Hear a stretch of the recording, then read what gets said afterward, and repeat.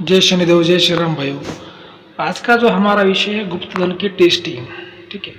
एक हमारे शिष्य ने एक सवाल पूछा कि गुरुजी, गुप्त धन की जो टेस्टिंग वो कैसे की जाती है, क्या होता है उसका राज, तंत्र शास्त्र के अनुसार उसकी क्या बातें होती है। देखिए कि हमारे जो चैनल पर आपको जानकारी जो दी जाती है, बिल्कुल मैं सही जानकारी आपको देने की कोशिश करता हूँ। तो आपको चैनल को फॉलो सब्सक्राइब करना है, लाइक शेयर करना है, वीडियो को पूरा देखना है, ध्यान से देखना है।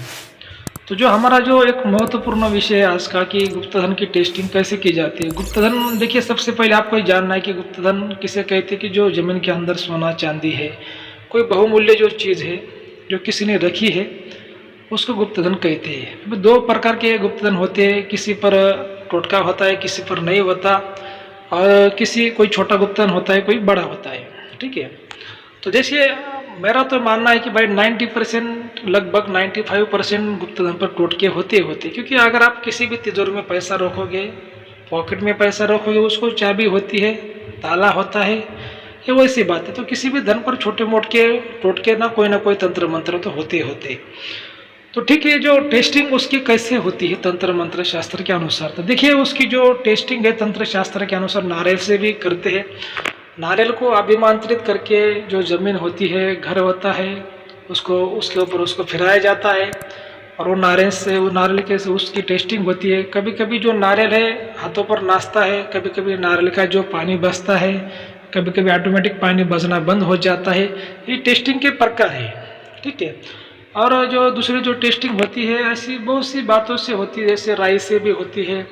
जहाँ पे अगर कोई ज़मीन है, खेत है, वहाँ पर राई डालते हैं, और वो अगर दूसरे दिन वो राई अगर बिखर गई, या फिर जितनी डाली उतनी राई कम हो गई, तो उसको भी धन का संकेत मानते हैं। और राई कौन सी हो सकती है, जैसे कौन सी भी रंग की हो सकती है, लेकिन काली राई या फिर मतलब जैसे कि ब्राउन जैसी कलर की जो राई होती है, उसका इस्तेमाल लोग थोड़ा ज़्यादा करते हैं। अभी देखिए, ये तो हो गए संकेत की बातें, लेकिन जो रियल टेस्टिंग होती है भाई, वो क्या होती है। तो जैसे मान लीजिए कहीं पर अगर धन का पॉइंट है, उसके ऊपर कोई टोटका है, शक्ति है, मान लीजिए, तो क्योंकि अगर कहीं पर धन है भाई हो, तो उसको ना ही देखने की जरूरत गिरती है, क्योंकि उसकी जो शक्ति है वो खुद बताना चालू कर देती है। जहाँ पे वो लोग रहते हैं उनको संकेत देना चालू कर देती है, सपनों के माध्यम के द्वारा, रियल में द्वारा, या फिर उनको परेशान करना चालू कर देती है, और कोई सीधे व्यक्ति आके फिर उसको शक्ति बता देती है। तो जहाँ पे धन है उस पर टोटका है वो खुद ही बता देता है कि भाई इस घर में, खेत में धन है। तो टेस्टिंग में कैसा कि उस शक्ति को देखा जाता है, शक्ति किस लेवल की है, धन किसके खानदान का है, और जैसे कि शक्ति की क्या इच्छा है, उसकी इच्छा पूर्ति के लिए हमें क्या करना चाहिए, सारी बातों में टेस्टिंग में देखा जाता है।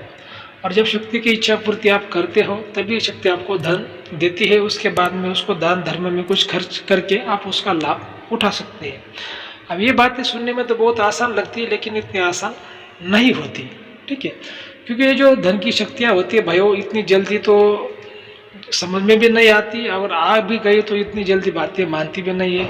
जैसे बहुत ही छल करती है, धोखा करती है। तो वो छल धोखा कैसे करती है, आपको मैं स्टोरी सुनाता हूँ शॉर्टकट में। हमारे दादा गुरु के समय की बात है।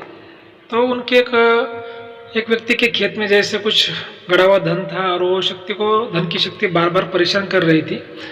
वो खेत में था, और वो खेत में जो फसल आती थी उसका वो शक्ति नुकसान करती थी। उसके धंधे में, कारोबार में, फैमिली में शक्ति, वो निगेटिव शक्ति उसका नुकसान कर रही थी, जो धन की जो शक्ति टोटका होता है। तो वो व्यक्ति हमारे दादा गुरु के पास में आया, और उसने दादा गुरु को बोला, गुरु जी कुछ करिए, इसका उपाय करिए।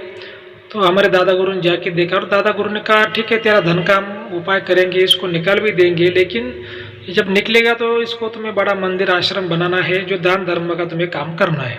तो एक ईमानदार व्यक्ति था, उसने भी वो मान लिया, बोला गुरु जी आप जैसे बोलोगे वैसा करेंगे। तो उसके बाद में फिर हमारे दादा गुरु के पास में और भी 4-5 जो कुछ महाराज उनके थे, जो साथी लोग थे। तो फिर वो एक दिन वो खेत में चले गए, और जो 5 चक्र जो बनाते, जहाँ पे धन का पॉइंट होता है, उसके बाजू में, उसके चारों तरफ ऐसा गोल रिंगन, मतलब 5 रिंगन मारते हैं, 5 चक्र बनाते हैं। क्योंकि जब वो धन को निकाला जाता है, तब धन की शक्ति अंदर ना आ पाए। ठीक है। उसके लिए वो जो कुछ टोटका होता है अंदर, वो ना प्रवेश कर पाए, क्योंकि कभी कभी टोटका क्या होता है कि वो काम नहीं करने देता। इसी वजह से फिर वो 5 चक्र बनाते हैं। अभी जो हमारे दादा गुरु के साथ में जो एक साथी महाराज था, तो उसके बेटे की 6 महीने पहले एक मौत हो गई थी। उसका लगभग 16-17 साल का एक बेटा था, वो किसी दुर्घटना में उसकी मौत हो गई थी। तो वो साथी महाराज बहुत दुखी था। तो दादा गुरु ने उससे कहा, भाई चलो, ऐसा है कि हमें धर्म का काम करना है, किसी गुप्तधन को निकालना है, तो चलो एक बार हमारे साथ में। तो फिर आ गया जो साथी महाराज था, लेकिन वो पहले से दुखी था उसके बेटे की मौत होने के कारण। उसकी मनस्थिति बहुत अच्छी नहीं थी। तो फिर वो आ गया हमारे गुरुजी के साथ में, दादा गुरु के साथ में। और जब वो लोग उन्होंने चक्कर जो लगाए, 5 चक्कर, वो जो पॉइंट था, जो केंद्र बिंदु था गुप्तधन का, उसके बाजू में 5 चक्र लगाया। जो लास्ट का जो 5वां जो चक्र था जैसे, तो उसमें वो जो जिसका बेटे का मृत्यु हुआ था, जिस महाराज का, उसको बिठाया गया वो चक्र संभालने के लिए। अभी अंदर जो था कि जो कुछ 2-4 लेबर लोग थे वो काम कर रहे थे, ठीक है। और उन्होंने जैसे खोदना चालू कर दिया तो शक्ति एक्टिव हो गई। शक्ति एक्टिव हो गई तो एक प्राणी के रूप में, बैल के रूप में आ गई। तो उसने हमला करने की कोशिश की, लेकिन हमारे दादा गुरु के चक्र इतने पावरफुल थे कि शक्ति उसको तोड़ नहीं पा रही थी। तो बैल के रूप में शक्ति आई, वापस गई। पर उसको लगा हम पक्षी के रूप में ऊपर से आ जाएंगे, तो उसने ऊपर से भी आने की कोशिश की, फिर भी उसका वो असफल हुआ, शक्ति वापस गई।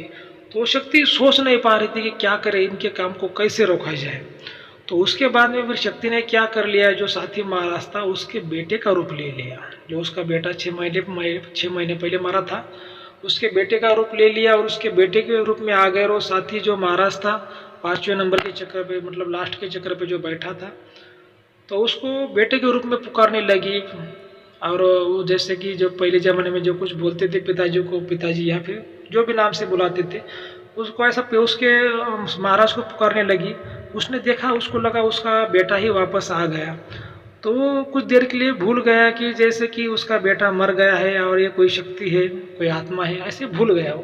क्योंकि बेटे का जो एक मोह रहता है, एक प्यार रहता है, अगर किसी बाप बेटे के बीच में एक प्यार रहता है, उस प्यार के अंदर में वो डूब गया। वो जो साथी महाराज, और भूल गया कि भाई ये कोई नेगेटिव शक्ति, वो जान नहीं पाया।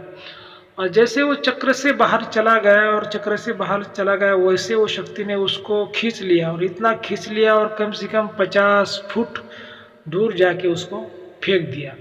अभी उसको जैसे फेंक दिया तो चक्र टूट गया। चक्र टूट गया तो फिर दादा गुरु ने बोला, भाई काम को स्टॉप कर दो, इसको रुकवा दो। तो सब लोगों ने काम को स्टॉप कर दिया। और दादा गुरु ने फिर वो जो साथी महाराज था जिसको शक्ति ने फेंक दिया था, उसको जाके दादा गुरु ने फिर बचा लिया, और शक्ति को भी उसको रोक दिया। और फिर जैसे काम को रोक दिया, वैसे शक्ति फिर से वहाँ से चली गई। शक्ति का जो वहाँ पे मकसद था वही था कि काम को रोक दिया जाए। तो ये उनके समय में ऐसी एक कहानी घटित हुई थी। मतलब ये शक्तियाँ कुछ भी रूप लेती है, किसी के भी रूप में आ सकती है, किसी भी रूप में आपको गुमराह करती है, आपके साथ में छलावा करती है। ये बातें कुछ इतनी आसान नहीं होती। लोगों को लगता है भाई कि बहुत आसान होगी, लेकिन ऐसे तंत्र मंत्र के काम में, बहुत से धन के काम में, बहुत से महाराज लोग भी मर गए, ठीक है। बहुत से महाराज लोग, तांत्रिक लोग, पंडित लोग, ये मर गए ऐसे बहुत से कामों में। ये कोई आसान काम नहीं होते। जान को हथेली पे लेकर खेलने वाले काम होते हैं। ये कोई आसान बातें नहीं होती। इसी वजह से हम तो आपको बार बार कहते हैं कि भाई ऐसे कामों के पीछे मत भागिए, और कोई नेक काम करिए, अच्छा काम करिए, क्योंकि तंत्र मंत्र के काम ये बहुत अंधेरे के काम होते हैं। तो देखिए, ऐसी कुछ बातें होती है जो आज के हमारी जो जानकारी थी, मैंने आज आपको बता दी। अगर आपको आज का वीडियो अच्छा लगा तो अपने चैनल को फॉलो करिए, सब्सक्राइब करिए, लाइक करिए, शेयर करिए। धन्यवाद।